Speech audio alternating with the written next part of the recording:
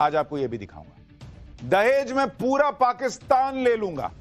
बागेश्वर बाबा ने वो पर्ची खोल दी कि मुनीर की नींद उड़ जाएगी। इधर बागेश्वर बाबा ने हड़काया, उधर हाफिज सईद ने अपने आतंकियों को कहां जमा होने के लिए कह दिया है। पीएम मोदी से दोस्ती के लिए बिछा चीन अब पाकिस्तान को क्या डोज देने की तैयारी में है, इसका चैप्टर भी खोलूंगा। और अहमदाबाद में सड़क पर बवाल, 10वीं के स्टूडेंट ने अपनी ही क्लास के बच्चे को चाकू से क्यों मार डाला, इसका चैप्टर भी है। लेकिन सबसे पहले दिन भर की बड़ी खबरों का रिवीजन, उसके बाद पहला चैप्टर।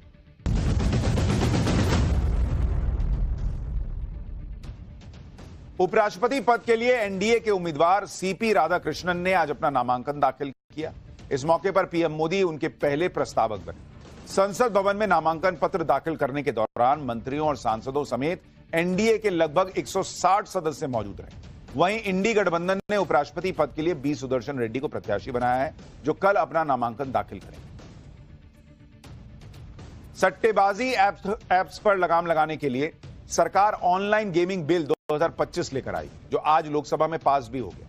इस बिल के कानून बनने के बाद ऑनलाइन मनी गेम्स और सट्टेबाजी पर पूरी तरह बैन लग जाएगा, जिसका उल्लंघन करने पर 3 साल तक की जेल या 1 करोड़ रुपए तक का जुर्माना हो सकता है।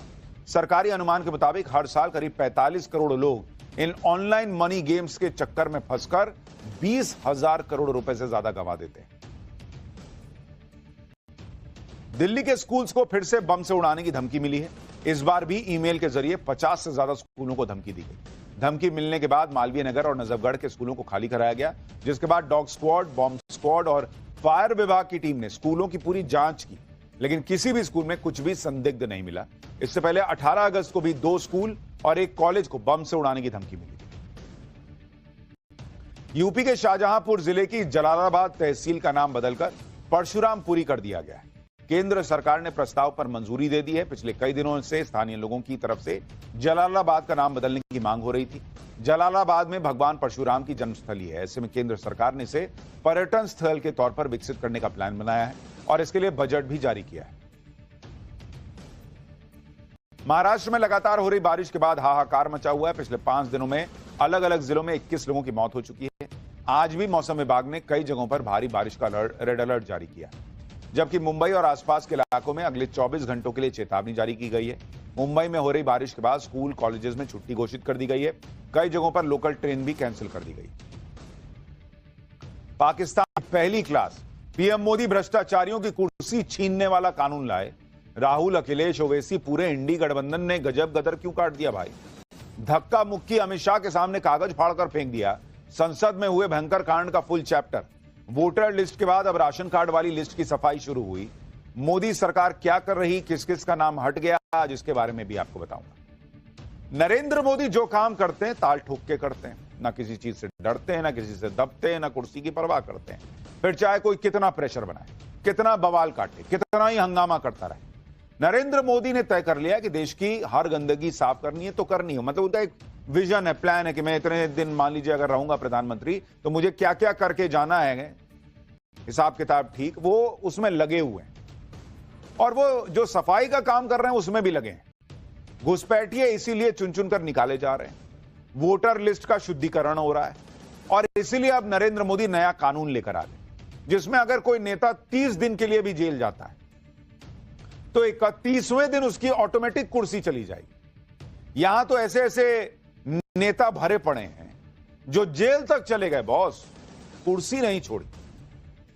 देश में पहले ऐसे नेता नहीं होते थे, लेकिन प्रधानमंत्री नरेंद्र मोदी अब कुछ ऐसा करने जा रहे हैं कि अगर जेल गए तो यह जिद नहीं चलेगी कि कुर्सी नहीं छोड़ूंगा। कुर्सी छोड़नी होगी। जेल से बैठ के सरकार कैसे चलाएगा, इस्तीफा देना होगा। और इसमें नरेंद्र मोदी ने खुद अपना पद भी शामिल कर दिया है कि क्या पीएम क्या सीएम सब इस कानून के दायरे में आएंगे। इससे बड़ी बात और क्या हो सकती है। लेकिन इंडी वालों ने इस पर भी गदर काट दिया। वोटर लिस्ट का शुद्धिकरण होता है तो इंडी वाले हंगामा मचाते हैं। अब नेताओं के जेल जाने पर ऑटोमेटिक इस्तीफे का कानून आ रहा है तो इस पर भी इंडी गठबंधन वालों ने बवाल काट दिया। और आप सोचिए, इनको इस बात का कॉन्फिडेंस है कि मैं ऐसा करूंगा और पब्लिक पूछेगी कि आप भ्रष्टाचारियों को बचाना चाहते हैं क्या, तो इनको फर्क नहीं पड़ता। आज संसद में इसी पर जो कुछ हुआ वो बहुत ही शर्मनाक था। वहां नरेंद्र मोदी के नए बिल के पन्ने फाड़े जा रहे थे, हंगामा हुआ, नारेबाजी हुई। धक्का मुक्की की नौबत आ गई, मार्शल बुलाने पड़ गए, गृह मंत्री अमित शाह के सामने विपक्ष ने कागज फाड़ डाले और उसके बाद बवाल बढ़ गया। क्या क्या हुआ आज आपको कायदे से एक एक चीज दिखाऊंगा, लेकिन जिस बिल पर पूरा विपक्ष बौखलाया हुआ है उसके अहम प्रावधान क्या है पहले वो सुन लीजिए। भाई ये बिल कहता है कि प्रधानमंत्री हो, केंद्रीय मंत्री हो, मुख्यमंत्री हो, मंत्री हो, कोई भी हो, गिरफ्तारी होगी तो पद से हटाने का इसमें प्रावधान है। पीएम से लेके मंत्री तक सबका नाम है। अगर कोई मंत्री 30 दिन तक ऐसे केस में जेल के अंदर रहता है जिसमें 5 साल से ज्यादा की सजा का प्रावधान है, तो 31 डे 31वें दिन उस मंत्री को पद से हटा दिया जाएगा। इस बिल में लेकिन और क्या क्या प्रावधान है, विपक्ष इसका विरोध कर किन पॉइंट्स पर रहा है, क्या इस कानून के लागू होने के बाद पीएम मोदी किसी भी सीएम को जेल भेज सकते हैं क्या, जैसा विपक्ष आरोप लगा रहा है? संसद के अंदर कैसे धक्का मुक्की हो गई, किसने किसको धक्का दे दिया, क्या बवाल मचा है, सब दिखाऊंगा। पहले ट्रेलर देखिए।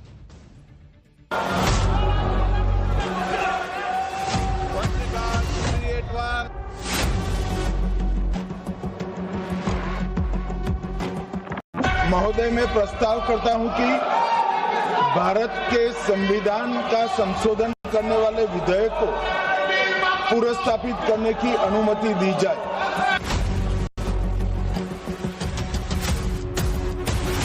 He was the Home Minister of Gujarat. He had been arrested, sir. Whether he took the morality of the conduct. मैं कोर्ट से निर्देश नहीं हुआ, कोई संविधान को मैंने स्वीकार नहीं किया। ये क्या सिखाते हैं नैतिकता में?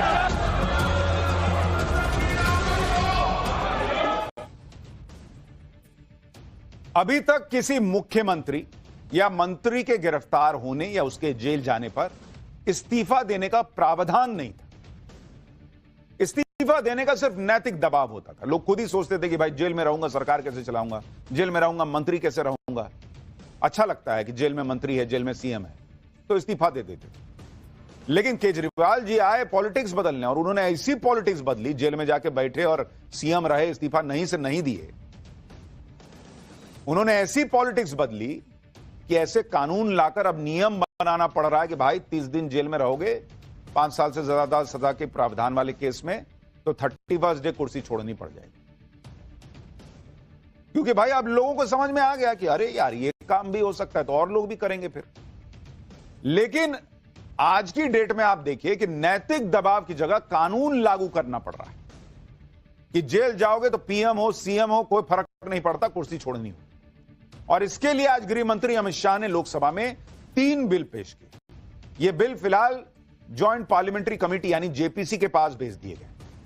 लेकिन बिल पेश होने के दौरान ही बाप रे बाप, विपक्ष संसद के वेल में आ गया भाई, बवाल काट दिया, जबरदस्त हंगामा। ऐसा लगा कि जैसे अभी पूरा विपक्ष उठा के जेल में ठूस दिया जाएगा, ऐसा लगा जैसे इमरजेंसी लगा दी गई हो, इतना हंगामा काट दिया गया। जबकि अभी बिल आया नहीं, जेपीसी में चला गया, संविधान में संशोधन हुआ नहीं। देखिए जब अमित शाह लोकसभा में बोल रहे थे, कैसे कागज फाड़ फाड़ के वहां उड़ाए गए हैं मुंह पे, देखिए जरा। इस सभा के सदस्य और उपसभापति द्वारा नाम निर्देशित करने वाले सदस्यों के मिलकर बनने वाले सभाओं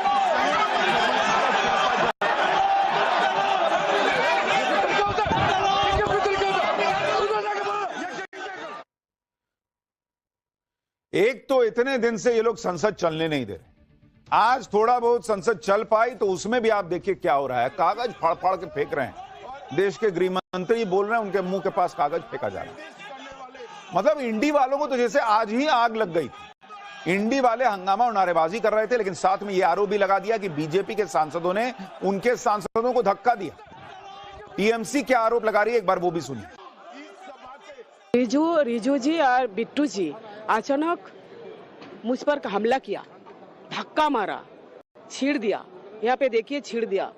पहले तो रिजू जी ने मारा, बिट्टू जी ने मारा, हमला किया, जोर जोर से हमला किया मोहल्ले लोगों ने। ये तो लज्जा की बात है, ये धिक्कार की बात है। महिला लोगों का आक्रमण करने के लिए हम लोग जब अमित शाह का सामने जब स्लोगन दे रहे थे, उस टाइम बिट्टू एंड रिजू वो लोग हमारे 2 MP लेडी MP, एक है शताब्दी राय और मिताली को, उनको उन दोनों को मारने के लिए आया है। क्या बोल रहे हैं आप? उनको मारने के लिए? हाँ, बिट्टू एंड धक्का दिया, इसको धक्का दिया, देखो ना धक्का दिया, बिट्टू लेडी को धक्का दिया। उधर बीजेपी का आरोप है कि विपक्ष के सांसद गृह मंत्री अमित शाह के बेहद करीब आ गए थे। सड़क पर जैसी हरकतें होती हैं वैसी संसद के अंदर हो रही थी। अब शब्द तक बोले जा रहे थे। बीजेपी क्या आरोप लगा रही है वो भी सुन लीजिए। ऐसी महिलाओं को आगे लाके अगर ये ऐसी छोटी बातें करेंगे तो मेरी ख्याल से कोई भी एक सिख पगड़ीधारी वो हमेशा अपनी माओ बहनों की रक्षा करता है, तो ऐसी छोटी हरकतें कभी करता नहीं है। गुंडागर्दी की हद कर दी, उन्होंने कागज फेंका, अपशब्दों का प्रयोग किया, मतलब आपको लगेगा कि सड़क छाप सारे लोग आ चुके। टीएमसी और बीजेपी दोनों के अपने अपने दावे हैं। बीजेपी कह रही है कि विपक्षी सांसदों ने बिल की कॉपी फाड़कर फेंक दी। विपक्ष आरोप लगा रहा है कि बीजेपी सांसदों ने धक्का मुक्की कर दी। अब इसको लेकर लोकसभा सचिवालय के सूत्रों ने बताया कि लोकसभा की सीसीटीवी फुटेज में कोई धक्का मुक्की होती हुई नहीं दिख रही। सत्ता पक्ष के किसी भी सांसद ने किसी प्रकार की कोई धक्का मुक्की नहीं की। धक्का मुक्की हुई या नहीं हुई इसकी फुटेज तो नहीं, लेकिन यह बात तो साफ है कि वेल में आकर विपक्ष के नेता हंगामा कर रहे थे और बाद में यह आरोप लगा रहे हैं कि उनके साथ मारपीट। जिस 3 बिल को लेकर संसद में इतना संग्राम हो गया, अब उसके बारे में भी सुन लीजिए। पहला बिल है 130वां संविधान संशोधन बिल 2025, जो केंद्र और राज्य सरकारों पर लागू होगा। दूसरा बिल है गवर्नमेंट ऑफ यूनियन टेरिटरी संशोधन बिल 2025, जो केंद्र शासित प्रदेशों के लिए लाया गया है। तीसरा बिल है जम्मू कश्मीर पुनर्गठन संशोधन बिल 2025, जिसे जम्मू कश्मीर पर लागू किया जाएगा। क्योंकि केंद्र सरकार, राज्य सरकार और केंद्र शासित प्रदेशों के लिए लीडर्स के लिए अलग अलग प्रावधान है, इसलिए 3 अलग अलग बिल लाने पड़े। जो 3 नए बिल लाए गए हैं, अगर वो लागू हो गए तो आप प्रधानमंत्री हैं, मुख्यमंत्री हैं, फर्क नहीं पड़ता। जेल जाइएगा तो किसी भी कीमत पर आपकी कुर्सी 31वें दिन चली जाएगी। लेकिन सवाल यह है कि पीएम या सीएम की कुर्सी जाएगी कैसे? बिल के मुताबिक प्रधानमंत्री को राष्ट्रपति हटाएंगे, केंद्रीय मंत्री है तो उसको प्रधानमंत्री हटा देंगे, मुख्यमंत्री है तो राज्यपाल हटा देंगे, राज्यों के मंत्री को मुख्यमंत्री हटाएंगे और केंद्र शासित प्रदेश है तो मुख्यमंत्री को उपराज्यपाल हटा देंगे। यानी कौन कैसे हटेगा इसके बारे में बाकायदा इस बिल में डिस्क्रिप्शन। उदाहरण से समझना है तो ऐसे समझिए कि जो केजरीवाल जेल गए थे, कुर्सी छोड़ने को तैयार नहीं थे, उनको एलजी जो है वो सीधा 31st डे कहते कि कुर्सी गई, अब आप सीएम नहीं है, अब जेल में रही, वो हिसाब हो जाता है। लेकिन सवाल यह कि अगर नेता जेल से बाहर आ जाए तो क्या वो दोबारा उस पद पर बैठ सकता है? इसको लेकर बिल में यह कहा गया है कि अगर मंत्री हिरासत या जेल से रिहा हो जाते हैं तो उन्हें दोबारा पद पर नियुक्त किया जा सकता है। यानी पद से हटाने का प्रावधान सिर्फ हिरासत की अवधि के दौरान लागू होगा। अब लोग पूछ रहे हैं इसमें गलत क्या है? बॉस, जेल से आप सरकार चलाइएगा, जेल से आप मंत्री रह के काम कीजिएगा। तो 31st डे आपकी कुर्सी गई, आप 32वें दिन बाहर आइए, फिर मुख्यमंत्री बन जाइए, फिर मंत्री बन जाइए। इसमें क्या है? किस बात का गदर काट रहे हैं बॉस? इतना कॉन्फिडेंस है इन लोगों को कि ये लोग जेल जाने वाले हैं। इंडी गठबंधन इस बिल का विरोध खुल के कर रहा है। राहुल गांधी, अखिलेश यादव इसे मोदी सरकार की तानाशाही बताने लग गए। आप सोचिए बॉस, भ्रष्टाचारी जेल में है तो पद पर नहीं रह सकता, ये कानून ला रहे हैं तो अखिलेश यादव, राहुल गांधी कह रहे हैं कि मोदी तानाशाह है। सुनिए जरा इन लोगों को। The new bill that the BJP is proposing, we are going back to medieval times when the king could just remove anybody at will. There's no concept of what an elected person is. He doesn't like your face, so he tells ED, put a case, and then democratically elected person is wiped out within 30 days. This is new. Also, let's not forget why we are electing a new vice president. Just yesterday I was having a conversation with somebody and I said, Where is the old vice president gone?